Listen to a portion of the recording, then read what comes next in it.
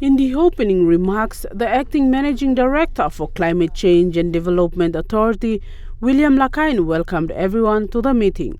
The technical team leader who has taken the lead in the Cop27 meeting in Egypt, Deborah Sungi, highlighted few of the things that have been discussed at the summit.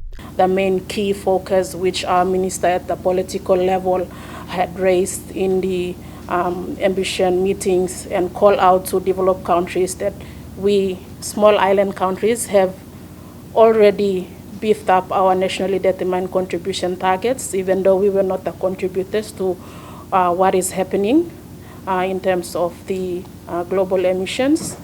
But as the developing country and as the party to the Paris Agreement, we all have to take action. She also acknowledged the minister for the tireless effort he had put in to achieve few of the priorities that have been taken to the summit by the team in PNG.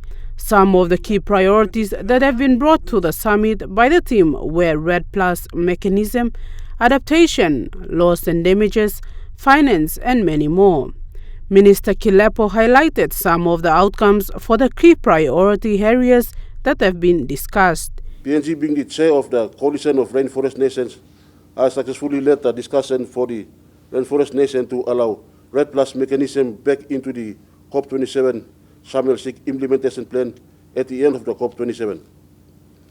PNG has reaffirmed the RED+ mechanism as the global initiative for tackling deforestation under the Paris Agreement. He further says RED+ mechanism was removed in Glasgow last year, but it was restored again after PNG, being the chair of the Rainforest Nations, taking the lead to discuss the issue with the 52 member countries. There were also bilateral outcomes to the summit that were further elaborated by the minister. I also signed off with two important MOU arrangements with Singapore and one with Japan. Both agreements will see the implementation of Article 6.2 of the Paris Agreement, where the agreement will allow both countries to cooperate with Papua New Guinea to achieve emission reduction targets. There were also memorandum of understandings signed for bilateral outcomes that were achieved. Samantha Solomon, National EMTV News.